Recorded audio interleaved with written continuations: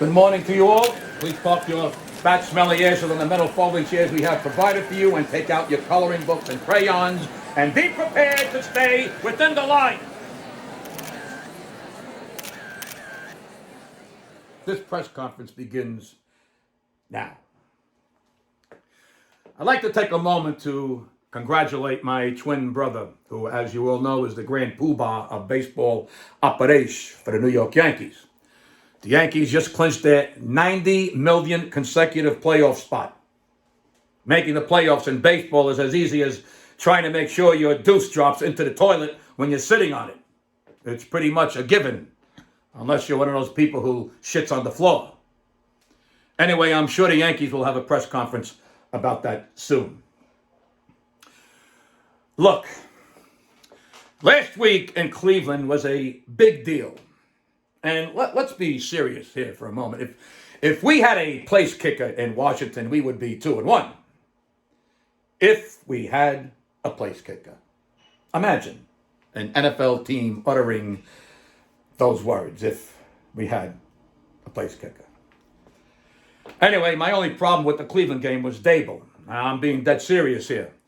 Why would we change an offensive game plan that was killing in the first half to a different plan that didn't work in the second half? Why didn't we stay with the game plan until it stopped working? I don't want my team to get sloppy or greedy or lazy. I want pressure applied to the other team until they give up.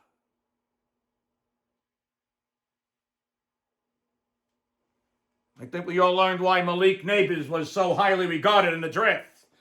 That kid is special. Boy, he makes things happen. This is a good thing. And say what you want about Danny, but he threw the ball really well and did stuff with his legs when nothing was there. Good stuff from Danny boy. Singletary, very solid. But I don't want one fumble per game from him, though. That's no good. Hold on to the damn ball.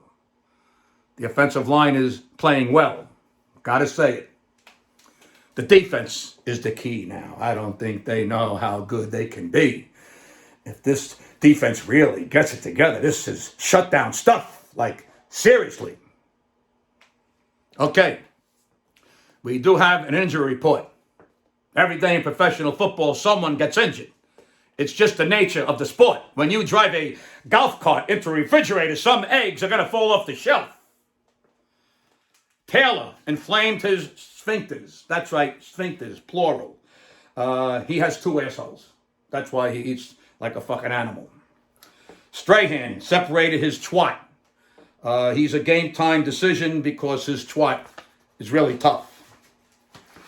Carson has a perforated balloon knot, which is leaking methane, and he could blow at any moment. Now, we're keeping him well ventilated. Sims suffered a bleeding meat puppet in practice.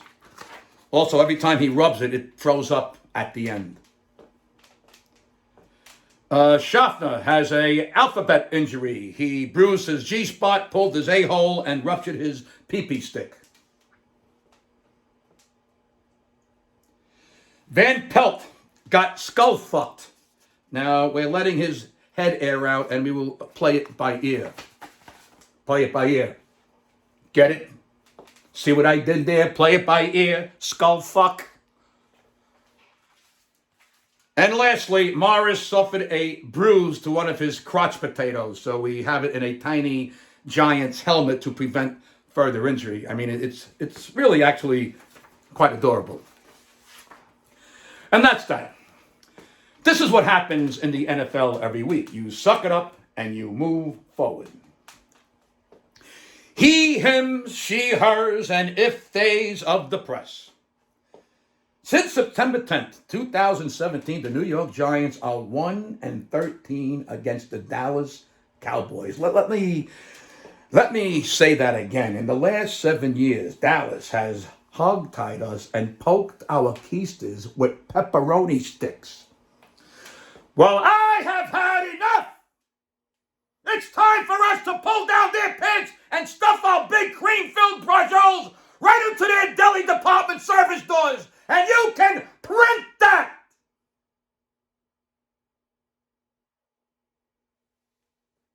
the bottom line. Dallas is very beatable, and so is Philly, to be honest. But talk is cheap, and we need to line up against these fucking jerk-offs on Thursday night and see who's full of shit and who's not full of shit. And that's that. I don't have to play babysitter for you fucking pencil jockeys. Go away. Let's go, Big Blue. Let's see who we are.